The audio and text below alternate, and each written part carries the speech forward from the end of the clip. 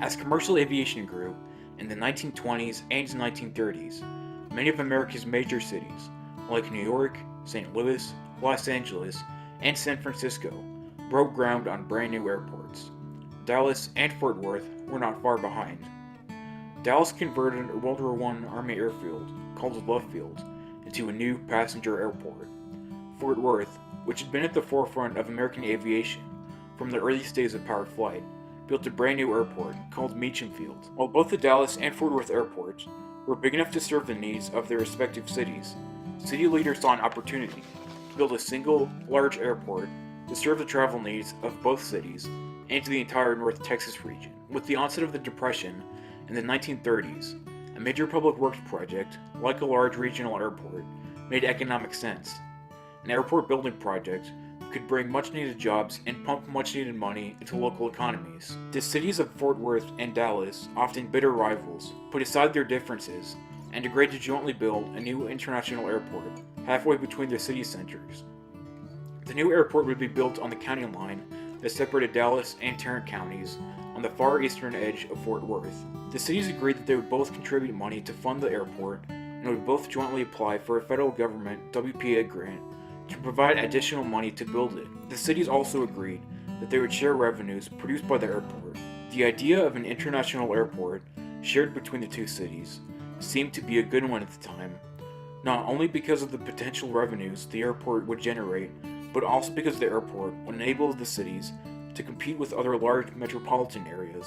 Dallas and Fort Worth had a plan that would give them a clear advantage over other cities, as long as they cooperated. The new airport would be called Midway Airport. Ground was broken for the airport in the mid-1930s. The work of clearing empty fields to build runways, hangars, and the terminal building moved along nicely as the airport took shape. Cooperation between Dallas and Fort Worth, however, was short-lived.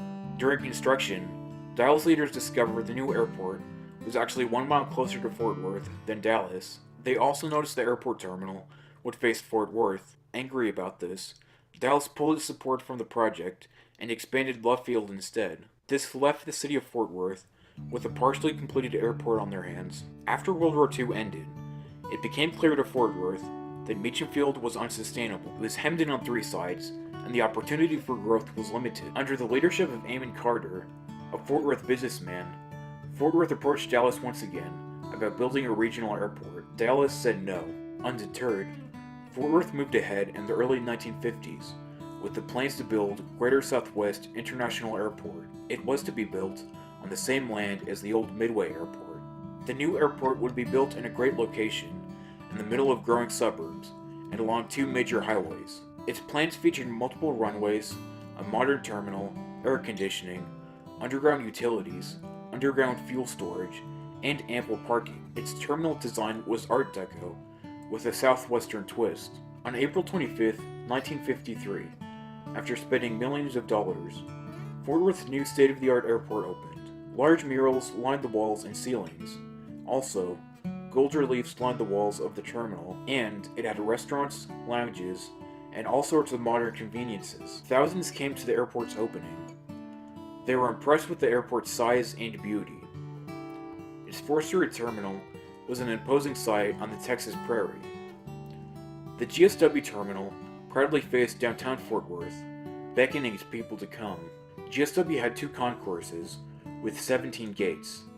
It was congestion-free, safe, and easy to access. GSW's airfield was named Amon Carter Field to honor the legacy of Mr. Carter, whose leadership helped make the airport a reality. By 1957, American, Braniff, Central, Continental, Delta, Eastern Frontier, and Trans-Texas Airways all flew from GSW. The new airport boasted 97 scheduled departures a day. Oddly, half of GSW's 97 flights were to Dallas Love Field, just 12 miles away, because the airlines could not attract enough local passengers to take direct flights from GSW. Airlines had to fly to Love Field from GSW to pick up more passengers. By the late 1950s, passenger loads began to decline from the already low numbers from GSW. Not even the addition of jet service in 1959 helped. Love Field in Dallas, by contrast, was booming. Fort Worth worried that their new and modern airport would fail. GSW continued to falter through the mid-1960s. Airlines left the struggling airport. In 1964, the Civil Aeronautics Board, the federal agency that regulated air travel, had grown weary of supporting two large airports in the region. The CAB told Dallas and Fort Worth that the agency would no longer authorize the two airports and directed the cities to come to an agreement to jointly build a regional airport. They gave Dallas and Fort Worth 180 days to develop an acceptable plan. With their backs to the wall, Dallas agreed to work on a plan with Fort Worth. In 1965, the cities announced their agreement to jointly build a new airport. Instead of expanding GSW or Love Field to serve both cities, they decided to build a completely new airport just to the north of GSW. Construction on the new regional airport began in 1969 for a 1973 opening. It would be larger than Love Field and GSW combined.